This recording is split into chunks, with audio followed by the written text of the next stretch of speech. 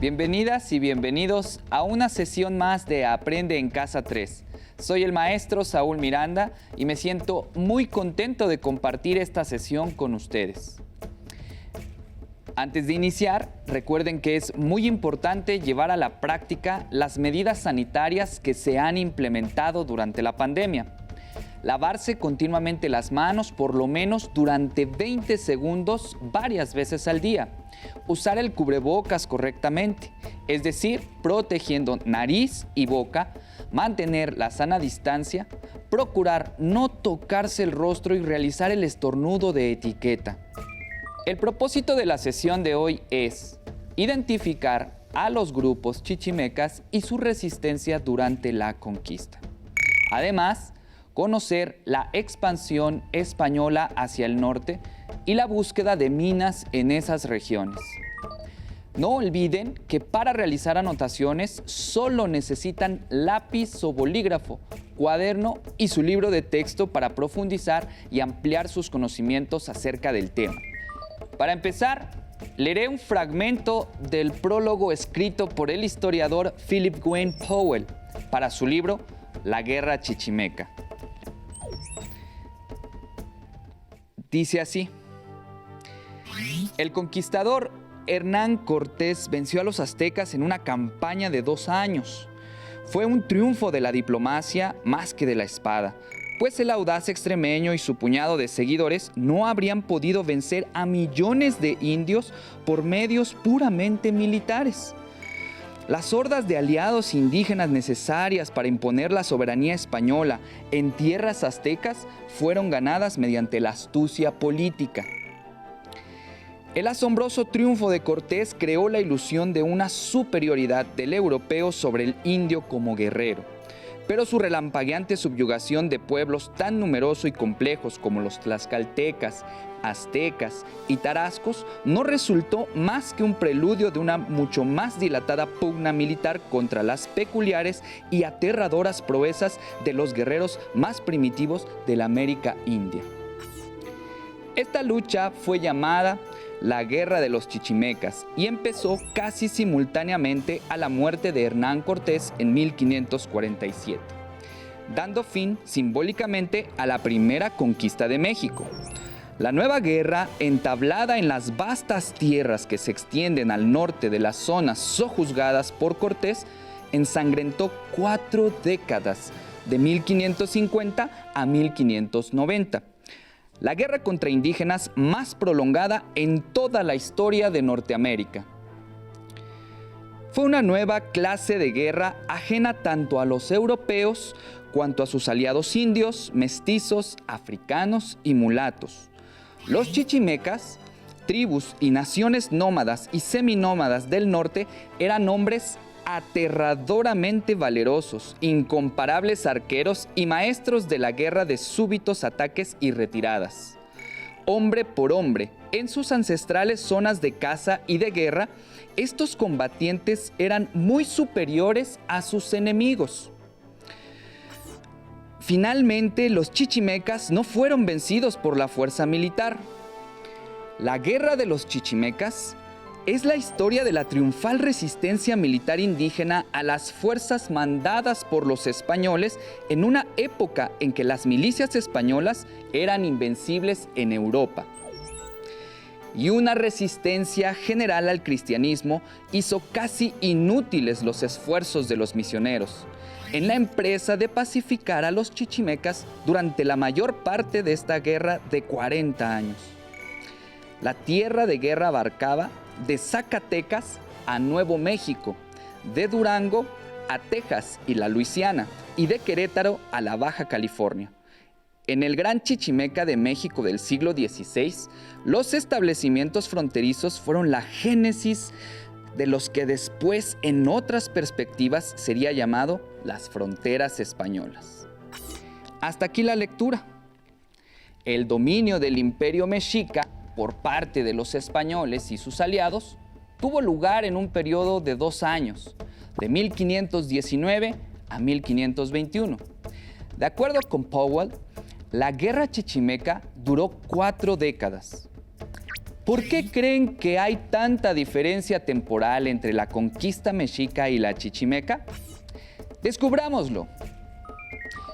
Como estudiaron en sesiones anteriores, contrariamente a la visión historiográfica tradicional, la conquista de México Tenochtitlan en 1521 no representó la conquista total del gran territorio que posteriormente se denominó México.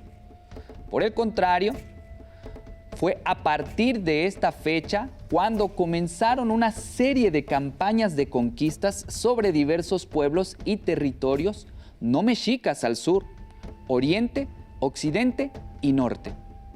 Es en este contexto de expansionismo y colonización en el que se inserta la historia de la confrontación entre los españoles y los chichimecas. Confrontación que se extenderá de 1550 a 1600 aproximadamente. La Gran Guerra Chichimeca tiene sus antecedentes en los procesos de exploración, conquista y colonización que los españoles emprendieron posterior a la caída de México Tenochtitlan, en Guatemala, Yucatán y Occidente. Otro antecedente directo se encuentra en la llamada Guerra del Mixtón, la cual consistió en una serie de sublevaciones de diversos pueblos chichimecas sobre tropas españolas, que pertenecían a la audiencia de Nueva Galicia. Tan importante fue aquel levantamiento que el virrey de la Nueva España, Antonio de Mendoza, encabezó la campaña militar para sofocarlo. Era 1541 cuando se avisó en la capital del reino la guerra contra estos grupos y se convocó a todos los españoles e indígenas fieles a la corona a sumarse a la campaña. Se enlistaron tlaxcaltecas, acolhuas y chalcas, entre otros. Por parte de los sublevados, destacó el líder Francisco Tenamaxtle. Pese a que fueron dispersados, se mantuvo en resistencia más de 10 años. Pero, ¿cuál fue la causa principal de la guerra chichimeca? En 1546, aunque otras fuentes señalan 1548, fue descubierta una veta de plata en Zacatecas, que, según los registros de la época, era comparable solo con las riquezas existentes en el Potosí de Perú, la que provocó una oleada de exploraciones sobre aquellas tierras. Por lo tanto, españoles peninsulares, españoles criollos, mestizos y, por supuesto, un número significativo de aliados indígenas como tlaxcaltecas, tarascos, otomíes, mexicas y caxcanes, comenzaron a trasladarse de forma masiva hacia esa nueva región. Este proceso tuvo algunos resultados inmediatos. Por ejemplo, se trazó una ruta que comunicó de forma directa a la Ciudad de México con Zacatecas, el Camino de la Plata. Además, en pocos años, creció exponencialmente la población de la ciudad de Zacatecas, situándose solo por debajo de las ciudades de México y Puebla. Se fundaron nuevos pueblos como San Miguel, San Felipe, San Juan y Santa María de los Lagos. Y como era de esperarse, ante la expansión de los conquistadores, emergieron numerosas rebeliones chichimecas en contra de los nuevos pobladores. El nombre chichimecas era un término genérico que usaban los mesoamericanos, principalmente los mexicas, para referirse a un conjunto de diversos grupos que habitaban parte del Bajío norte y occidente de lo que hoy es México. Desde esa óptica, los pueblos chichimecas eran pueblos bárbaros.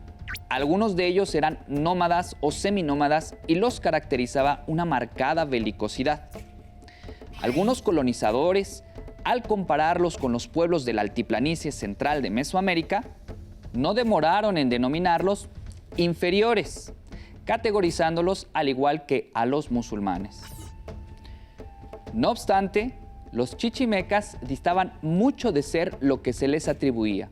Para empezar, dicho nombre genérico englobaba una gran variedad de pueblos: pames, tecueches, caxcanes, guamares, zacatecos, entre otros grupos étnicos.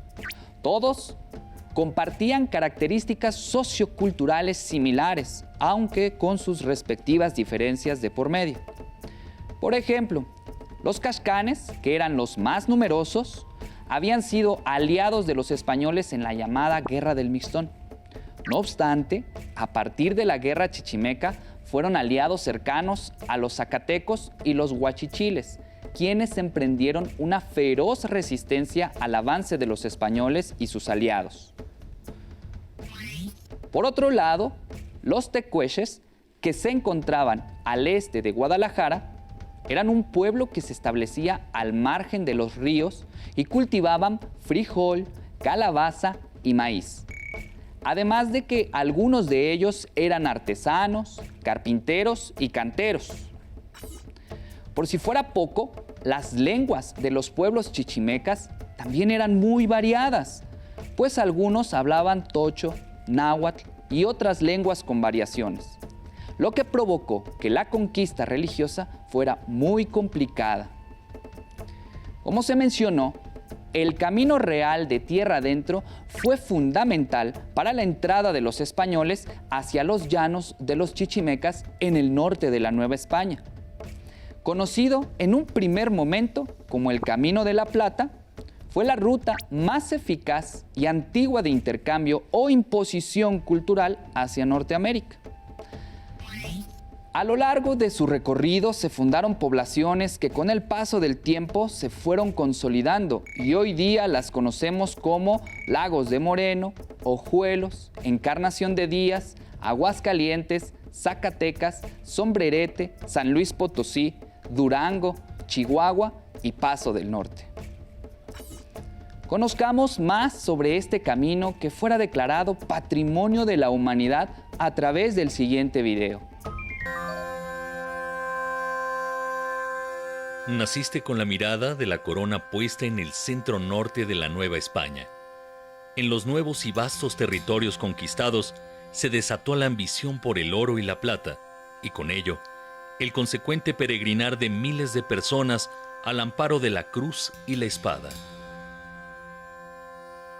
Sin embargo, no fue el español quien pisara por vez primera sobre ti.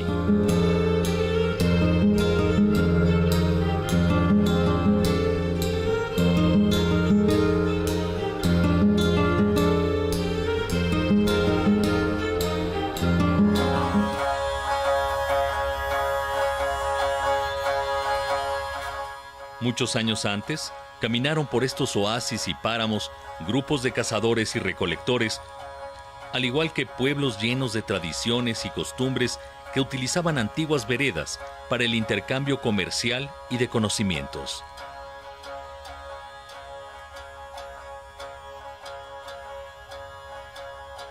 Fue el conquistador el que te nombró camino real de tierra adentro. Fue él quien ensanchó tus bordes, te empedró en algunos tramos, construyó puentes y puso a rodar medios de transporte desconocidos hasta entonces.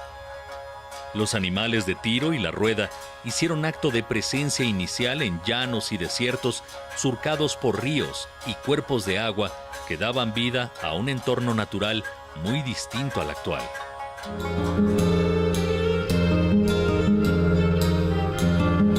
Tu construcción fue lenta y enfrentaste serias dificultades para mantenerte en buenas condiciones.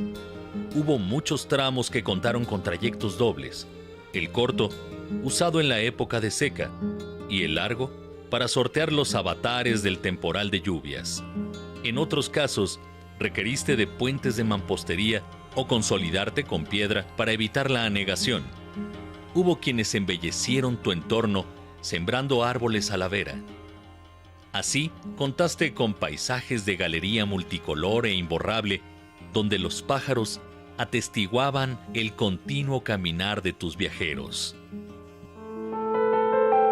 Ya constituido en ruta comercial, circularon cientos de artículos y mercancías, desde los indispensables para la actividad minera, como el azogue y las herramientas, pasando por manzanos, duraznos, chabacanos, guayabos, nogales, perales y ciruelos, entre muchos más árboles frutales. El trigo y la vid, así como el arado y el uso de los animales de tiro, avanzaron incesantemente al norte de la Nueva España desde la Ciudad de México, al igual que el idioma castellano y el catolicismo. El sometimiento de los pueblos costó sangre y recursos. Por el camino real se hizo sentir la fuerza militar española. Las armas de fuego y las nuevas enfermedades, como la viruela, causantes de grandes mortandades, arribaron asimismo por el camino real, como lo hizo la música y las partituras que se interpretaban en templos, la pintura al óleo, hermosos retablos y la literatura de ese siglo de oro español que continúa presente en las letras mexicanas. Oh camino antiguo, gracias a ti, hoy seguimos disfrutando de persistentes sabores y aromas de siempre. Estas tierras vieron multiplicar el ganado que trajiste y las semillas que cultivaste. Insumos que se transformaron en tortillas de trigo, atoles, licores, guisados de carnes, salsas de chile y deliciosas cajetas y deshidratados. Estos remansos de vida son raíz profunda, corazón que continúa palpitando entre nosotros. Tuviste el encargo de enlazar villas, pueblos y ciudades, además de detonar la fundación de reales de minas, haciendas, presidios y pueblos de misión. Fuiste impulsor de una visión para ocupar los territorios donde antes hubo cultura y civilización.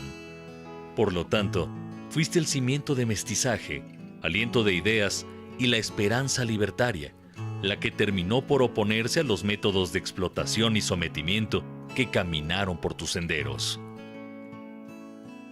De aquellos centros de población virreinales y de las provincias internas nos quedan innumerables recuerdos. Sus habitantes llegaron por el camino real, cargados de utopías. Tenderos, comerciantes ultramarinos, carpinteros, herreros, panaderos, agricultores, ganaderos, mineros y arrieros, muchos oficios y tradiciones productivas que, poco a poco, como se avanza en los primeros años por tus entrañas, dieron rostro e identidad al sitio y comunidad que hicieron una. Aquí, la arquitectura de tierra se consolidó como sinónimo de fusión de culturas y del barroco como expresión de riqueza.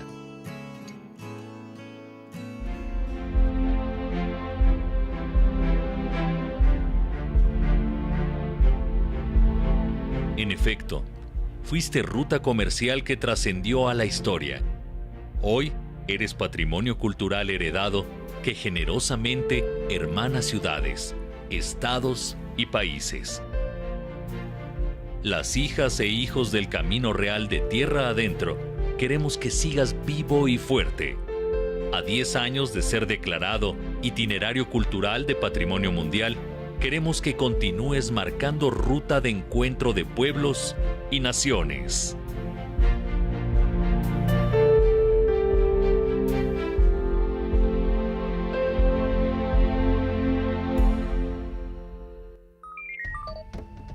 En términos generales, la guerra chichimeca se puede agrupar en 3 etapas. La primera, entre 1550 y hasta aproximadamente 1567. Se caracterizó por la existencia de numerosos enfrentamientos entre diversas tribus chichimecas y los colonizadores, cuyo común denominador eran los asaltos, las emboscadas y el aprisionamiento de españoles, indígenas, mestizos y hasta religiosos con el objeto de esclavizarlos. En este proceso, el hurto de animales de carga, instrumentos de trabajo y armamento fueron de suma importancia para estas tribus. Además, fue en este periodo en el que los españoles establecieron poblados defensivos, reales de minas y estancias hispano-indias, con el triple propósito de seguir reforzando el control territorial de esa región. Fundar unidades militares de defensa sobre los asaltos de los chichimecas, así como también asegurar un lugar de descanso y seguridad para la población mayoritariamente española que se trasladaba hacia esa zona en búsqueda de nuevas oportunidades. En esta etapa, los indígenas que acompañaban a los españoles jugaron un papel significativo, ya que fueron utilizados como guerreros, cargadores, intérpretes, exploradores, espías y emisarios. A diferencia de la primera etapa bélica, la cual se caracterizó por ser una confrontación que buscaba desde el punto de vista de las diversas tribus chichimecas detener y expulsar a los intrusos de sus tierras, y desde el punto de vista novohispano consolidar la dominación del nuevo territorio, la segunda etapa de confrontación entre 1568 y 1585 se caracterizó por la puesta en funcionamiento de una feroz campaña de exterminio en contra de los diversos pueblos chichimecas, campaña que de alguna manera fue muy parecida a las que posteriormente se llevaron a cabo en contra de otros pueblos como los mayas, los yaquis o los apaches. Pese a esta embestida, la resistencia de los chichimecas no menguó. Por el contrario, los indígenas respondieron con numerosos ataques en diversas zonas, principalmente en Guadalajara y Zacatecas. Además, fueron constantes los bloqueos al traslado de minerales extraídos y eran muy temidos los embates de los flecheros zacatecos sobre españoles, mestizos y en especial sobre los religiosos. De hecho, por el temor a los chichimecas, algunos pueblos españoles se volvieron pueblos fantasmas y en no pocas ocasiones el comercio se precipitó. Era claro que las tácticas bélicas de los chichimecas condicionaban a los jefes militares y religiosos españoles a hacer pausas en sus avances, cancelar expediciones y a explorar nuevas rutas. Resulta importante destacar que en ese contexto histórico las tropas armadas españolas de aquellos años eran invencibles en Europa, pero se encontraron con las fuerzas chichimecas, a las cuales no pudieron someter. Por esta razón, las autoridades españolas decidieron comenzar a explorar con nuevas formas de colonización y sometimiento que les aseguraran la tranquilidad de las rutas y de los asentamientos coloniales, a fin de alcanzar la pacificación y por consiguiente la consolidación del comercio y el traslado de los minerales extraídos.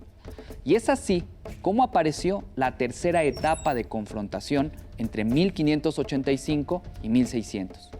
En palabras del historiador Philip Powell, ante la triunfante resistencia militar indígena a las fuerzas españolas y sus numerosos aliados, se tuvieron que llevar a cabo estrategias de pacificación diversas, como las llamadas compras de paz, las cuales consistían en donaciones de vestido, ropa, ganado a los líderes chichimecas rebeldes, además del establecimiento de pueblos indígenas que provenían del sur, como tlaxcaltecas, purépechas y otomíes, y la fundación de misiones jesuitas, franciscanas y dominicas. En las décadas siguientes, esta paz negociada resultó más conveniente, no sin dejar de reconocer que esta reconversión táctica española se debió en gran medida a la resistencia de los pueblos llamados chichimecas. Antes de despedirnos, hagamos un breve recuento. A fines del año de 1546, grupos de soldados españoles, acompañados por numerosos aliados indígenas y por unos cuantos frailes franciscanos, descubrieron una cordillera que contenía plata, muchas leguas al norte y al oeste de la Ciudad de México. Este lugar fue llamado Zacatecas. Los aguerridos indígenas nómadas, llamados chichimecas, opusieron una fuerte resistencia al avance de los pueblos cristianos y sedentarios que llegaban del sur.